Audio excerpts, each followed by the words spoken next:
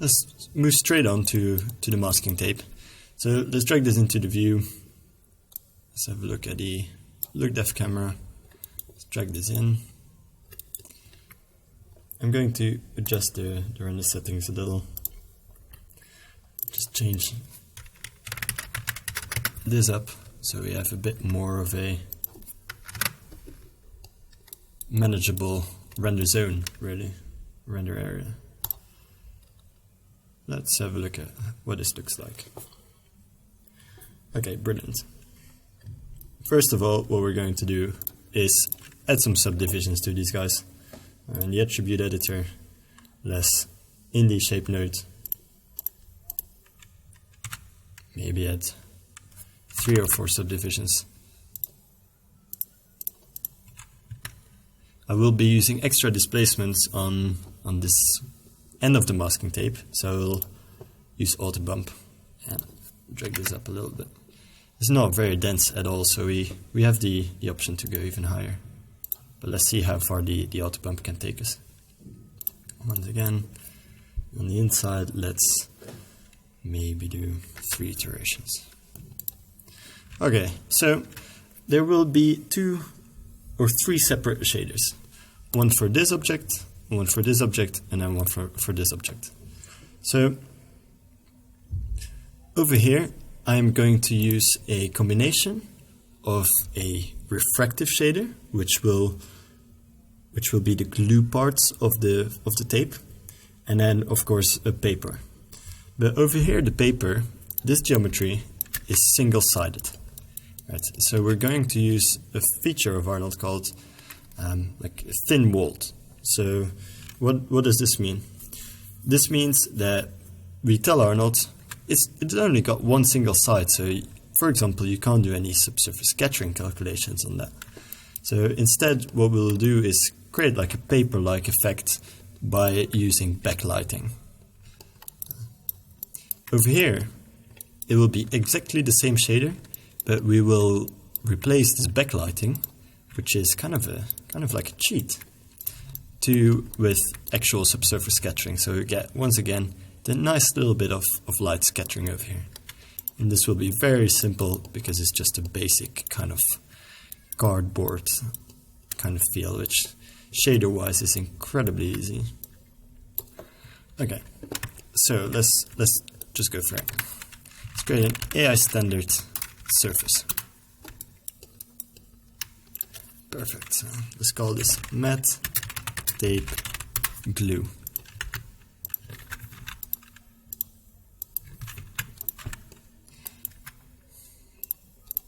Let's assign this. Let's go into the settings over here and let's drop down the weight of the diffuse.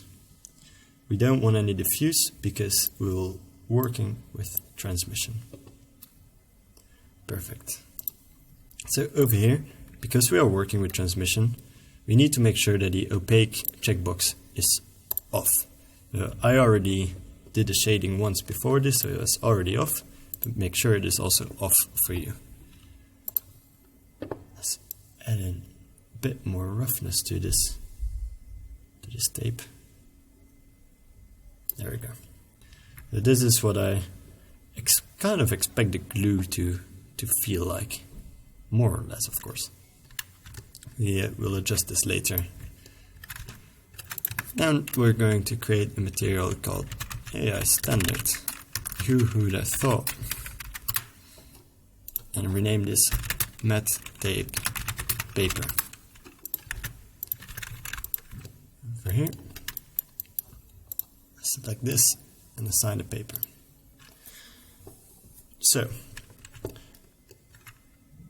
over here, we won't be using any transmission, but we will be using the subsurface scattering tab. This is something I haven't really dived in yet in the introduction to the AI standard surface. But when you in the geometry tab use thin-walled, the subsurface component kind of gets swapped by the backlighting. So 2 completely different techniques. One is for thin-walled geometry, And the actual subsurface sketching doesn't work with single-sided geometry. So this is something important to know. As you see, the more we add, the more thin wall or backlighting we add, the more you can kind of see through the object. So it's even more apparent when I rotate the light dome a bit more. Yeah, light dome. Let's go to the channel box again. Let's see. Something like 180. Okay, so right now is obviously way too much. But let's try and get a nice value.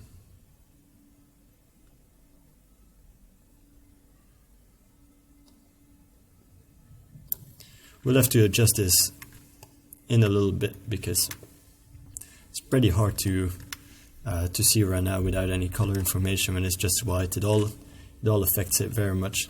So before we go on, let's load in the color map. Image tape color.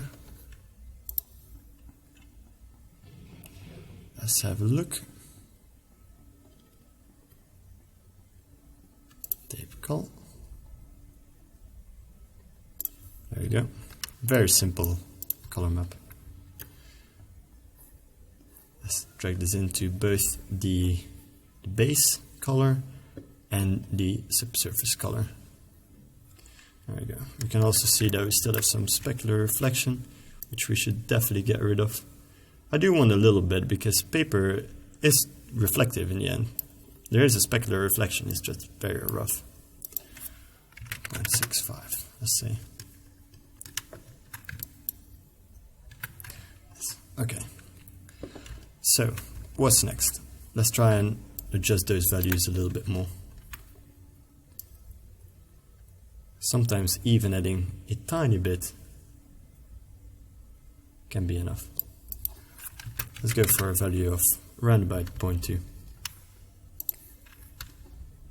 can see that it lights up over here, which usually would be, casting shadows. And right now, it's nicely lit up, just like paper would. Let's rotate this back to... I don't actually remember what the previous rotational values were, but it seems to be about correct.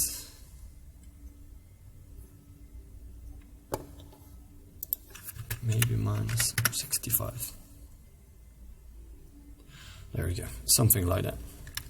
As long as we can see what's going on over here, it's all good. So, a few things that we will do now.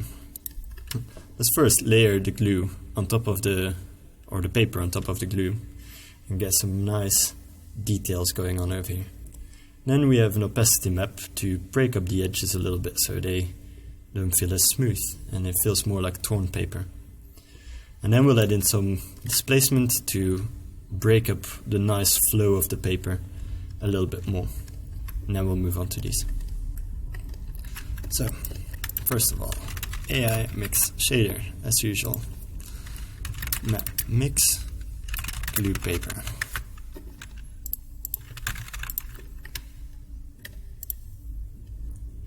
By the way, you can also do this. Sometimes it's nicer to do this rather than going into the attribute editor, but I only do it when these output connections are already open, otherwise it just takes longer. There we go. Now for the isolation map, or the masking, we're going to use a fractal. Since this fractal node already has a remap built in, we won't create another one. There we go. Push it into the mix. Let's assign this. So it's working, but it doesn't look great because we need to adjust the fractal. I'm going to put this in UV space because I want the lines to flow with the paper. If I would do it in object space, it would be in the world or in the object coordinate system, which in the way this flows is not ideal. So let's put this to UV and increase the frequency quite a bit.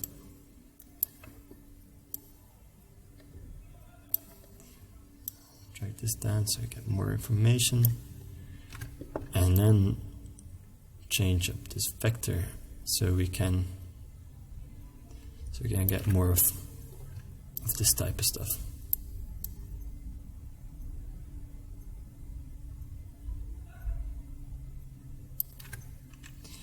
Okay, there's not enough frequency yet though.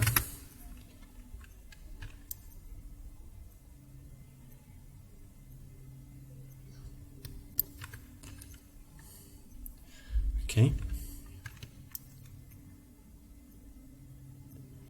It's important that we crunch these values quite a bit, because once again the overlapping, or like the midtones, are not so great to have in this situation.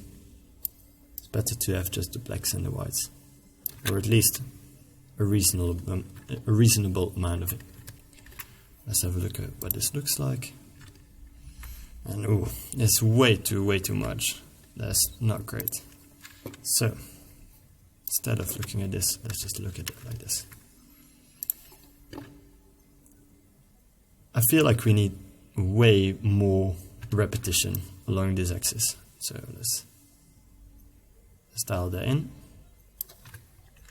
And then I think we can see the glue too much. So I'm not a big fan of that. This is the other way around. We need to drag up the output min.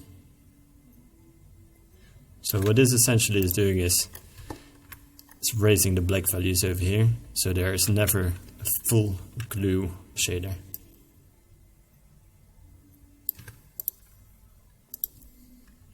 All I really want is some nice little details. It should not be too obvious at all. Something like this is kind of where I'm going towards. Let's just leave it like this for now. Then let's drag in the opacity maps to the tape ISO edges. There we go. And straight up we can rename this to image tape opacity,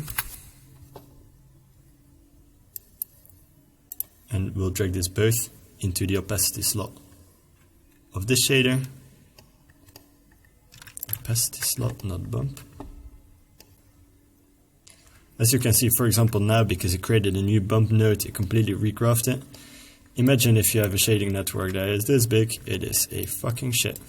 So make sure to save and work in different tabs, and try and work around it until the guys at Autodesk do their homework. So we've dragged this into the paper, now also into the glue shader. So over here,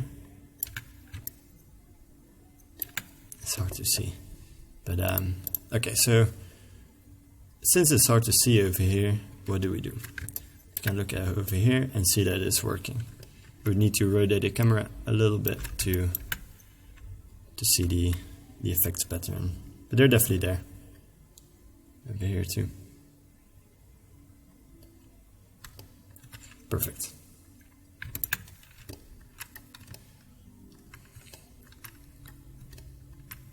Okay, let's leave this for a little.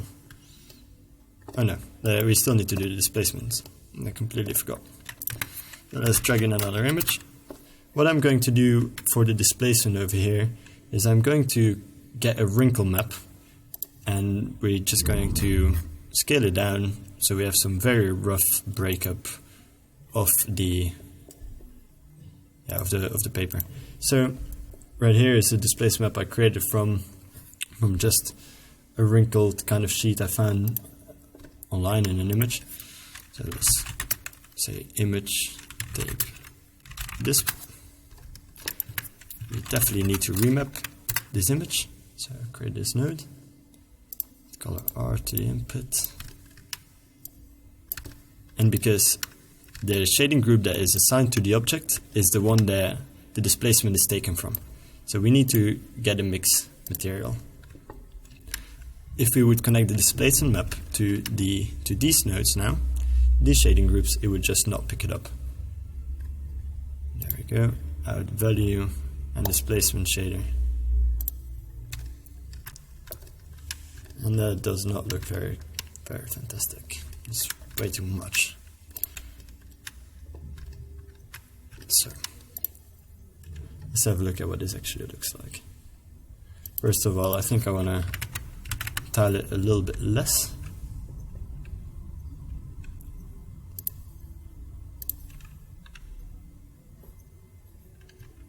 Maybe more in this direction, and okay, so we can see a bit more breakup vertically. Let's have a go. Still way too high as well, I think. So right now let's update the full scene so the displacement can update if it needs to. Let's lower this down. So right now the clamping is enabled on the displacement, and generally we don't want that, so I'm going to disable that, and instead of just pushing it in one direction, I'm also going to push it negatively. So let's say 0.25 and 0.25. This is minus 0.25, by the way. There we go. So now we get a little bit more breakup, which I didn't save a previous image, but I like this type of breakup whilst in not being too obvious and too apparent. So it needs to be subtle. Shading often is about subtleties, and it's often what I really enjoy looking at, the subtleties. So let's move on to this shader. It's very similar to this one, the same mix with the glue and the paper. It's just that the paper has a slightly different approach. So AI standard surface. Another mix shader. The glue is still the same. We might have to adjust this later, but let's see. The new matte tape paper. This is this.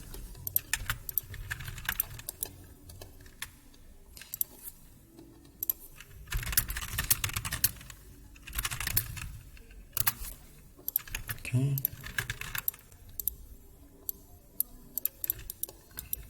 And the sands. I'm going to drag the same color map in here. Push this to 1. I want to put the same amount of roughness, 0.6, maybe 0.65. It depends on what it looks like later on. And then we're going to add in some subsurface sketching. In fact, if I push this to 1, I don't actually need to connect this over here, but often I like to maybe add in a slight amount of diffuse to the subsurface sketching to retain the details a little bit better, but that's up for discussion, I guess. All about very slight effects anyway. Okay, so it's a good start, but the subsurface sketching is way too deep. Let's select a color which is a little bit closer to the actual color of the tape. And let's drag down the scale. So this is without any. And all we want is that slight nice edge along the edge. Let's try 0.1. I think this is a bit too saturated.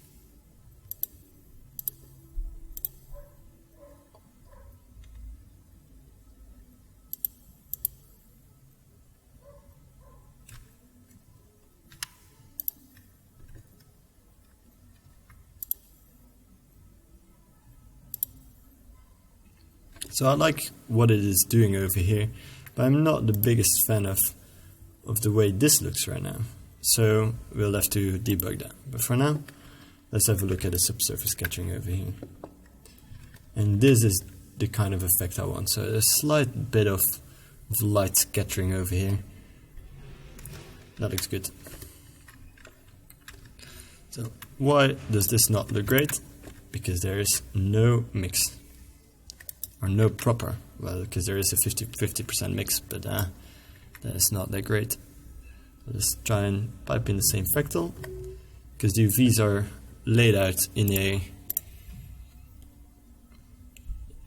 nice way, or in a way that makes sense. It should just work. Here we go.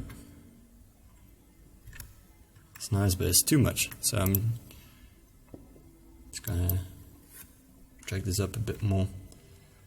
0.85 maybe, even 0.9. Again, it's all about the subtlety, so as long as we still can see some detail over here, which we can, it's all good.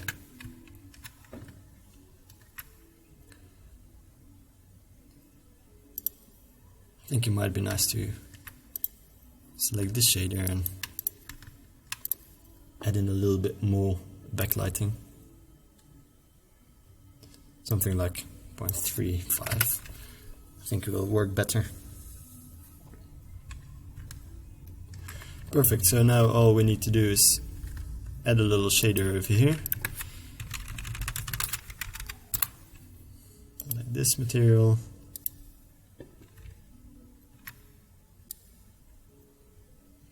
Sign it.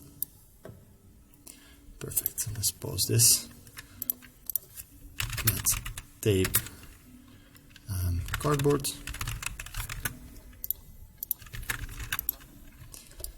Once again, we want that color information because there's a map I already painted. There we go. The roughness should be very rough, maybe 0.65. Still like to have usually I like to have a lot of specularity on objects. It just makes them more interesting. So even though it's not always physically correct to have, you know, a full amount of specular, it makes for interesting images, I think. If you combine it all, it's nicer to have an image with more reflections and more ways to push contrast in your image, etc., rather than go for physical correctness always, or even downplay it and then end up with a flat image. So this is my preferred way of setting up, even though I know that it's not 100% physically correct. Okay. Perfect. I'm going to add some diffuse roughness in because cardboard is definitely a very rough type of scattering material.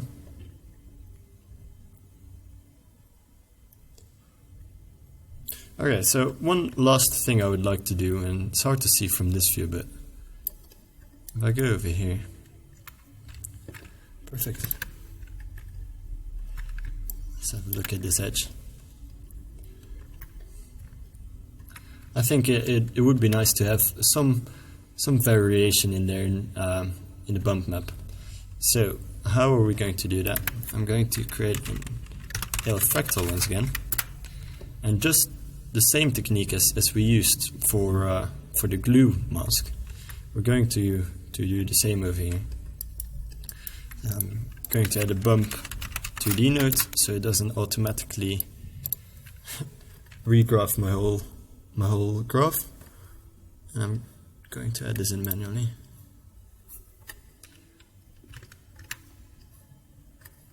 So the add color R goes into the bump value. Perfect. So right now, as we see, it's not so fantastic because it's in world space. We want it in UV space. Let's add the frequency to a higher number. And then over here, because the UVs are laid out nicely, we can just start to tile this vector,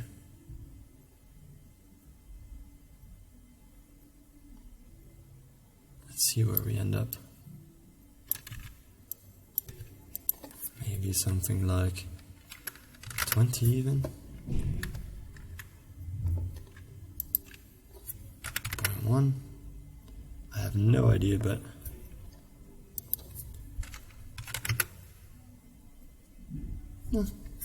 more or less.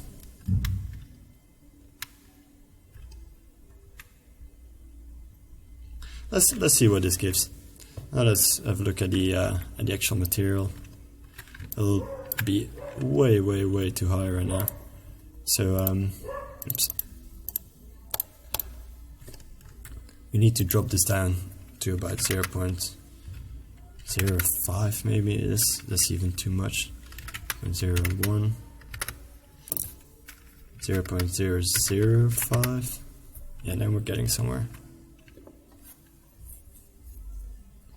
So having this nice little bit of breakup is nice. It catches a little bit of reflection, and it just creates a nice bit of shadowing, and extra details are always great. If you want, we can mask this out with the color map over here. So if we have a look at the actual color map, you can see that there's quite a bit of difference between these two. So what I'm going to do is I'm going to remap this color map in a float value to a float value, and then I'm going to combine these two guys in the multiply operation. Pipe this into the bump node. Okay, so let's have a look over here. If we just drop this value down and this value up, we should start seeing that this gets blacker as the blacks are getting crunched. Perfect. So now there will only be bump over here, so we still need to invert this. 0, 1, 0. So now it will only be affected over here. So I think this pretty much sums up the shading of this little tape. You can push it further and further, but I think the basic concepts I wanted to explain, I have explained. Yeah, so if you want to go ahead and add in some bump maps over here, or add in some spec variation, go ahead and do it. It will make your image look more complex and nicer, but I think I've already explained that in the previous tutorial, so I won't go over that again. So next up, so we're actually leaving the shading behind us for a little, and next up we'll be looking at how we'll be rendering the little dust particles. So we'll look at curve collectors and look at how to render curves in Arnold.